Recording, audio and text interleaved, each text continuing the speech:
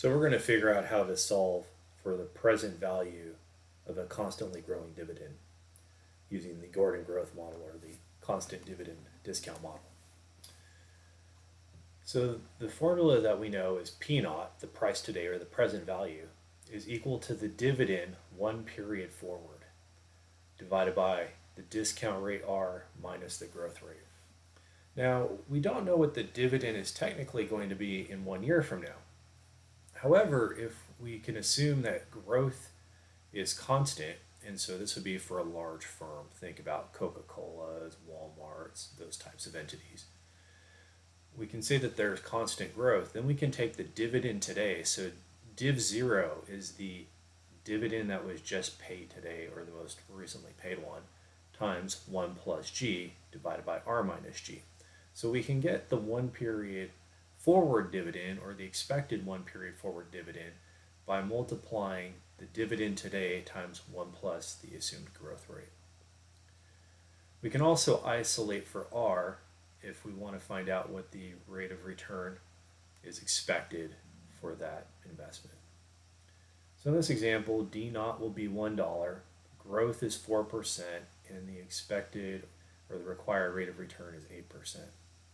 So to solve for the 1 period forward dividend, we're just going to say is equal to D naught times 1 plus the growth rate. So that's easy enough. Now to solve for P naught, all we're simply going to do is take D1 and divide by R minus G. Now what we have to be careful of here is order of operations. If we just simply put R minus G, Excel is going to first divide C11 by C12, then subtract C10, and we'll get the wrong answer. And you may think, oh, 1296 sounds reasonable. Instead, when we insert the parentheses to force the order of operations that we want, we find out, nope, this stock should actually be selling for $26 a share. We can also verify this. So we know at time 1 what our dividend is going to be. And then we can say, well, this dividend is equal to that dividend times 1 plus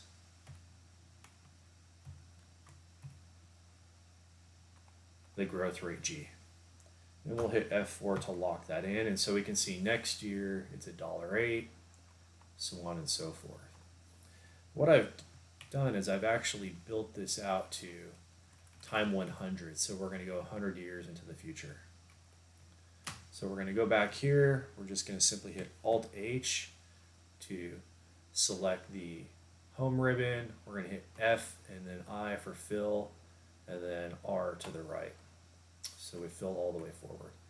And so what's interesting is even though our dividend was $1 today, in 100 years our dividend will grow to $50.50 at a slow 4% increase per year.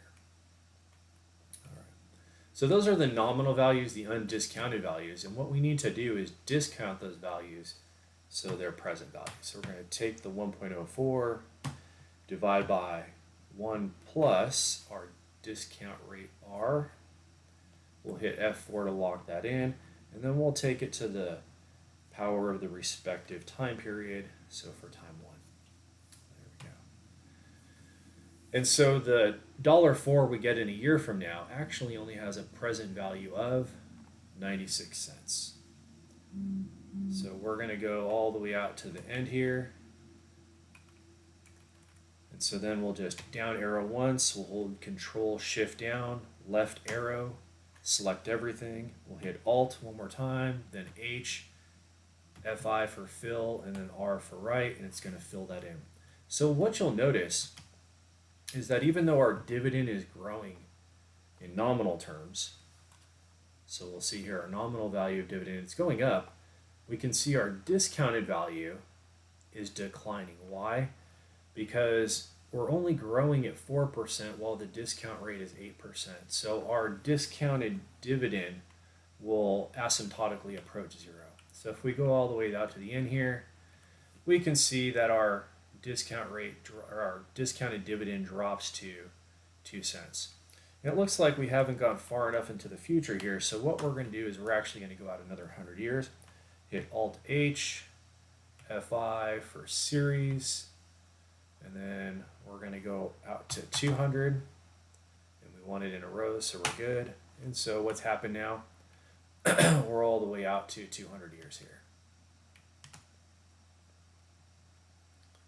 Okay, so we'll come down here, we'll select the nominal and the discounted, and we're going to fill to the right. So now you can see, yep, the dividend is approaching zero. It has a value of zero start, and or at least less than 1 cent, starting in 140 years to the future. So the dividend goes to small. So when we get out to year 200, our dividend at just 4% is $2,550.75, but it has a present value of zero. Why? The discount rate grows at a rate faster than the growth rate of the dividend. But what we can do now is sum these discounted dividends up and see how much they add to. So we'll hit Alt and the equal sign, and we can see, yep, our dividend, sure enough, is pretty much close to $26. If we went out to year 300, we would absolutely see that that goes to 26. And so we can come here, and we'll go tab 300, hit OK. We'll take these, double click, we'll fill all the way to the right. In 300 years, our dividend is 128,000, but it has a present value of zero. Hit Alt equal, and now we can see that going very far into the future, our dividend does have a present value when discounted of $26. So this is just to show you that the dividend discount model is accurate. We can either use the Gordon growth model directly,